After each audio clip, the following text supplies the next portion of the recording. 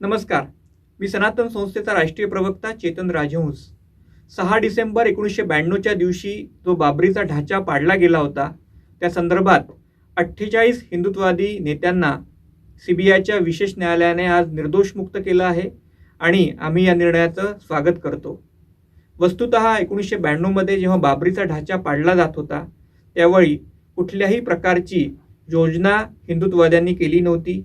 अनेक कारसेवक, हिंदुत्ववादी सेवक तिथे आले होते. त्यांचा उद्देश प्रतिकात्मक कारसेवा करण्याचा होता. परंतु अनेक वर्ष जो अन्याय झालेला आहे, तो बाबरीचा ढाचा पाहून अनेकांची तात्कालिक भावनेचा उद्रेक झाला आणि त्या भावनेतून हा ढाचा पाडला गेला होता. आणि आज न्यायालयाने सुद्धा निर्णय देताना स्पष्टपणे म्हटलं आहे की ही घटना पूर्वनियोजित नव्हती आणि या सगळ्या आरोपींना आज निर्दोष मुक्त केलं आहे. मला इथे सांगायचं आहे की निर्णय विलंबाने झालेला आहे, परंतु आज खरा निर्णय, योग्य निर्णय झालेला आहे. खऱ्या अर्थाने न्याय मिळाला आहे.